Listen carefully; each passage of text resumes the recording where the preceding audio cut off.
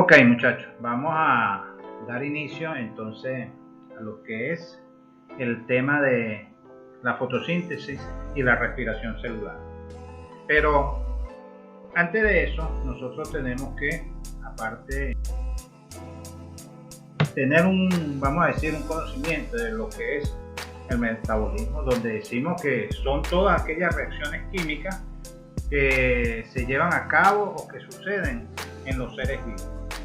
Pero al mismo tiempo hay muchas vías metabólicas en nuestro organismo, en las plantas, pero las más importantes vienen siendo precisamente la fotosíntesis y la respiración celular.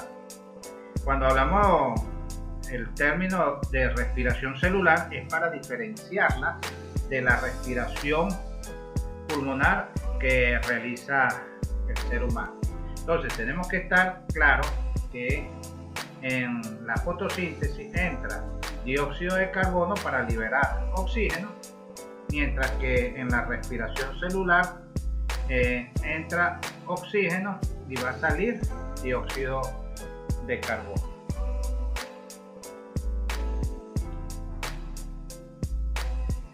¿Qué decimos o qué podemos interpretar como la fotosíntesis? Decimos que la fotosíntesis es un proceso biológico donde se realiza la transformación de la energía química, de la energía luminosa a energía química en forma de ATP. Es un proceso que se lleva a cabo en las plantas superiores que tienen clorofila y que ellas captan esa energía luminosa y se produce o se realiza a partir de dióxido de carbono y agua para sintetizar hidratos de carbono, es decir, la glucosa. ¿Dónde se lleva a cabo la fotosíntesis? Muy bien, la fotosíntesis se lleva a cabo a nivel de los cloroplastos. Los cloroplastos, por supuesto, los vamos a encontrar en las hojas y ellos se encuentran delimitando los pigmentos fotosintéticos. El dióxido de carbono, él penetra por las paredes de los estomas, que son una estructura que se encuentra en las hojas, ¿verdad? Y reciben el nombre de estoma. El dióxido de carbono se difunde a través de las paredes celulares hasta llegar a los cloroplastos, que es donde se encuentra la clorofila. En esta estructura es donde se van a llevar a cabo una serie de reacciones químicas complejas que al final van a terminar con la síntesis de la glucosa. Pero esa glucosa entonces se forma en presencia de luz, dióxido de carbono y el agua. Recuerden que el agua va a penetrar precisamente por las raíces de las plantas. Estas funciones metabólicas, ellas son muy características de todas aquellas plantas que poseen pigmentos, como por ejemplo las algas verdeazules, las bacterias, son las que realizan este tipo de vía metabólica. Antes de continuar, vamos a hablar un poquito o hacer una reseña histórica sobre la fotosíntesis. En los años 1577 a 1644, una experiencia de Van Helmont, él trató de explicar cómo se realizaba la fotosíntesis. Su primer experimento precisamente fue que él tomó tierra, las pesó, eran aproximadamente 90 kilos, y las colocó en un matero grande. Luego él tomó una mata de sauce que también la pesó y le dio un peso aproximado de 220, 230 kilogramos. Luego la cuidó aproximadamente por unos 5 años, suministrándole suficiente agua y anotando sus observaciones. Finalizando este periodo de tiempo, él pesó nuevamente la tierra, ¿verdad? Y el árbol. La tierra había variado ligeramente, unos 57 gramos aproximadamente, mientras que la diferencia la observó fue en el árbol, donde pesaba aproximadamente unos 76 kilos y medio. Ahí Jean-Baptiste llegó a una conclusión, aunque un poco errónea, en que la planta se había formado exclusivamente por agua. Eso era comprensible, o sea, su conclusión, porque en esa época, cuando se realizó ese tipo de experimentos, se desconocía el efecto de la luz y el dióxido de carbono. Luego, Joseph Pregne, eso fue aproximadamente en 1772, demostró que las plantas utilizaban el dióxido de carbono y producían oxígeno, ya que él había observado que las plantas restauraban el aire viciado como consecuencia de la combustión de una vela. Eso fue uno de sus primeras experiencias, porque como pueden observar, él colocaba una vela encendida en un corcho, ¿verdad? Posteriormente se apagaba, claro, por el consumo de lo poco oxígeno que quedaba, pero luego realizando nuevamente la experiencia, colocó una planta y encendida nuevamente, pudo observar que la vela no se apagaba, lo que demostró la presencia de oxígeno en el espacio, producto de la presencia de la planta. También lo hizo con los animales, donde había una planta, se producía oxígeno y el ratón, como pueden observar, se mantenía vivo. Al contrario, donde no había oxígeno, al tiempo moría la pobre rata. Posteriormente, Jean Inhouse, él pudo hacer otro tipo de experiencia donde se pudo comprobar la influencia de la luz sobre las plantas. Nicolas Sauce, el experimento que realizó fue que hizo crecer las plantas en recipientes cerrados y las comparó con las otras que crecían al aire libre. O sea, tras cuidadosos experimentos, él demostró que el agua interviene en los procesos fotosintéticos y que la cantidad de oxígeno producida era igual a la cantidad de dióxido de carbono que había en las plantas. Luego, o posteriormente, otros científicos como Van Mayer, Berthelot y otros, ellos aportaron, vamos a decir, nuevas luces o nuevas ideas sobre este proceso, y ahí se pudo establecer la ecuación general de la fotosíntesis, donde se definió que 6 moléculas de dióxido de carbono unidos a 6 moléculas de agua en presencia de la energía, o vamos a decir, de los rayos luminosos, de energía solar, en presencia de la clorofila, se daba como producto final la glucosa, y donde se liberaba al medio 6 moléculas de oxígeno. Posteriormente, Blackman, él realizó otro tipo de investigación sobre aquellos factores que influyen en la velocidad de la fotosíntesis, y precisamente uno de los factores, o el primer factor que él estudió, fue la intensidad luminosa, demostrando que un aumento moderado de la intensidad de la luz aumentaba progresivamente la velocidad de la fotosíntesis, mientras que a intensidades muy altas la fotosíntesis iba a aumentar hasta cierto nivel.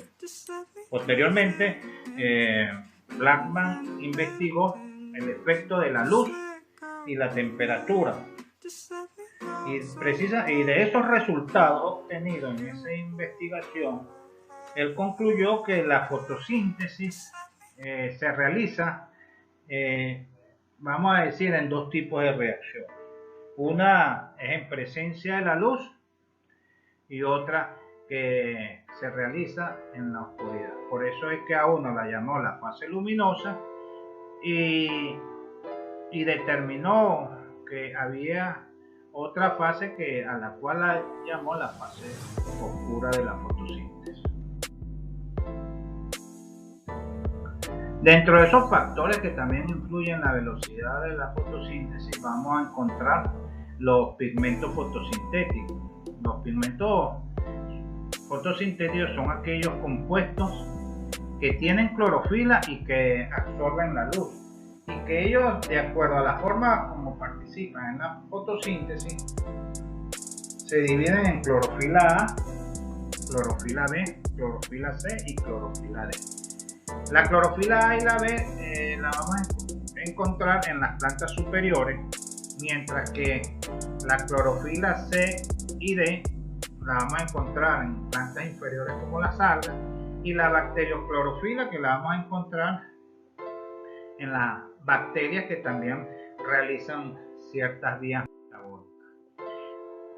Aquí le estoy colocando una molécula de clorofila, ¿verdad? Ya sabemos que la clorofila es de color verde para que realice el proceso fotosintético, pero también tiene una molécula, un átomo de magnesio, ¿verdad?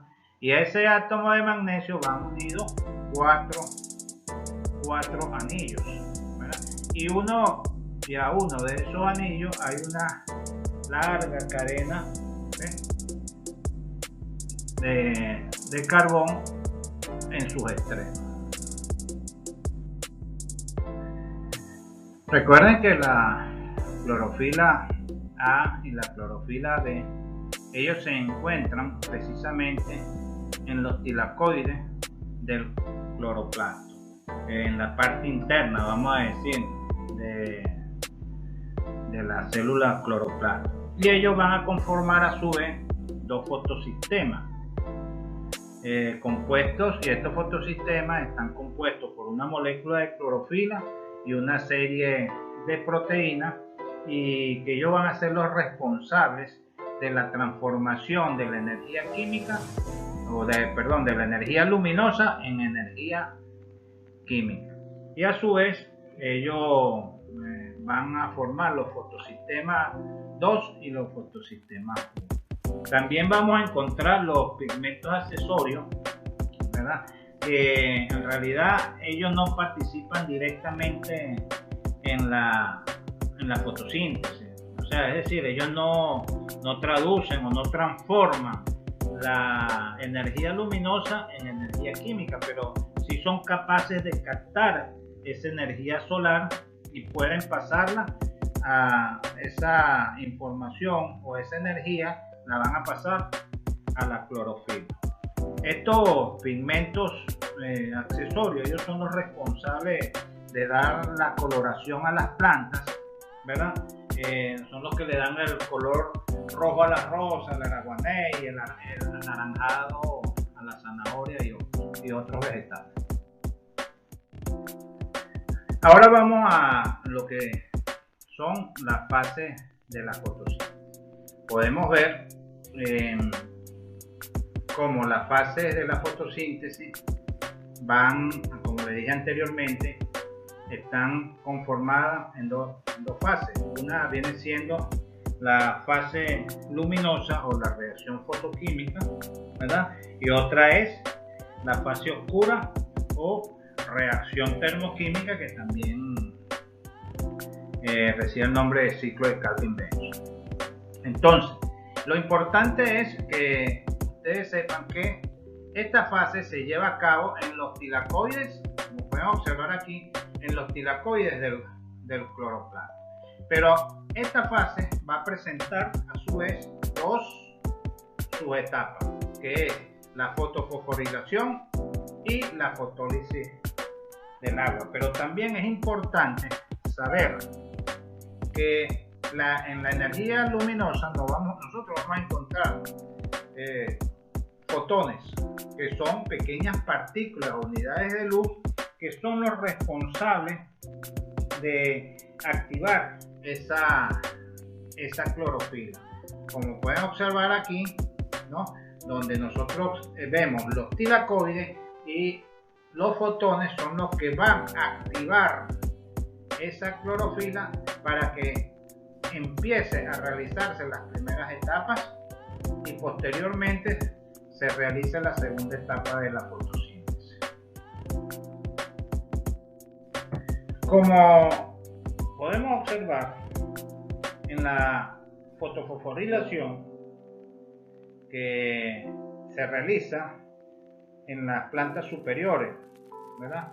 Donde hay dos tipos de clorofilas, las cuales están distribuidas en lo que le dije anteriormente, en un fotosistema 1 y un fotosistema 2. La clorofila tiene la capacidad de activar o de desubicar los electrones cuando la luz incide sobre esa clorofila, o sea, los excita. Entonces, la luz incide primeramente sobre el fotosistema 2 y hace que se desprenda un electrón, y ese electrón va a viajar por las diferentes proteínas. O sea, ¿cuál es la función de estas proteínas? Precisamente ser transportadores de esos electrones. Luego, esos electrones van a pasar a lo que es el fotosistema 1, liberando energía para producir ATP. Y entonces así es que vamos a decir, se va a realizar esta primera fase, durante la cual se va a producir la fotólisis. ¿Y qué es la fotólisis del agua? Bueno, precisamente es una reacción donde hay una descomposición de la molécula de agua en oxígeno e hidrógeno con la liberación de electrones. O sea, es la disociación de la molécula del agua por el efecto de la luz. Recuerden que el oxígeno no es útil al cloroplasto. Simple y llanamente, como ya no es útil, entonces se libera ese oxígeno al ambiente. Mientras que el hidrógeno, ellos son guardados para la reacción de la fase oscura. Recuerden que, como le dije anteriormente, que la energía liberada por efecto de la luz, ella se almacena en forma de ATP. Recuerden que este ATP es un compuesto rico en energía y que este se forma por la incorporación de una molécula de fosfato al ADP que se encuentra en los cloroplastos.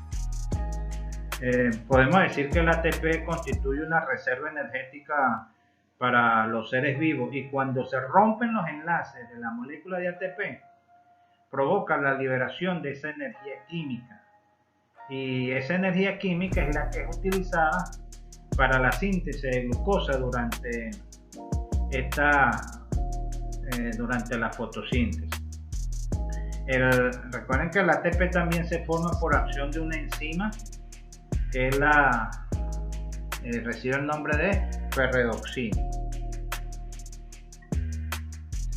Luego de la fase luminosa pasamos entonces a lo que es la fase oscura o ciclo de Calvin-Benson.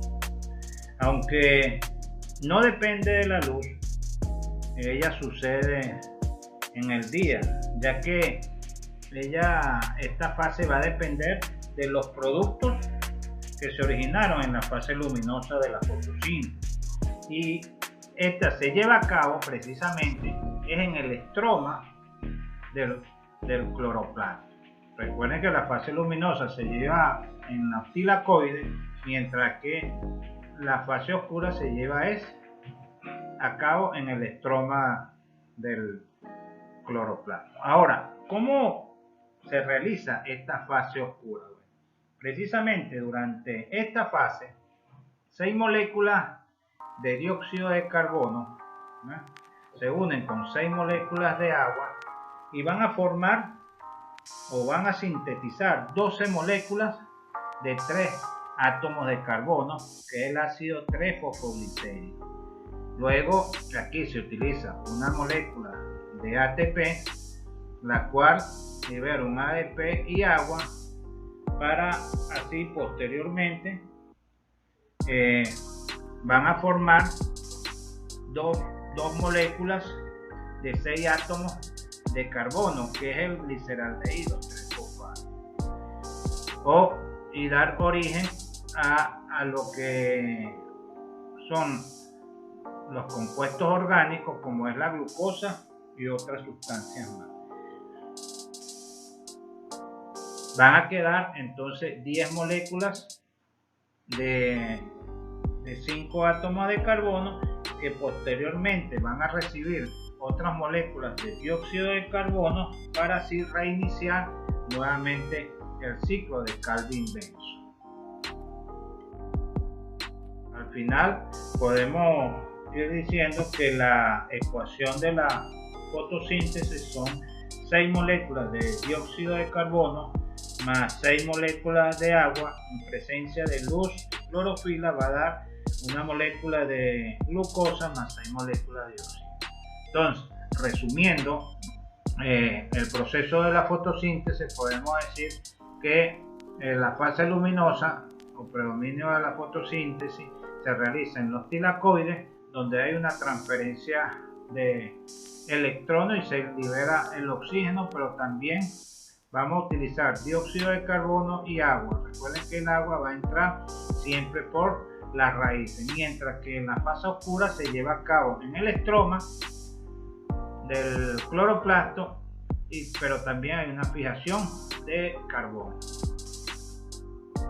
Un poco, podemos observar que una vez que la glucosa pasa o agarra la vía de la glucólisis, entonces va a formar 2 moléculas de piruvato, de ácido pirúvico, y las vías que va a tomar es la vía de la fermentación alcohólica y otra vía que es la vía del lactato.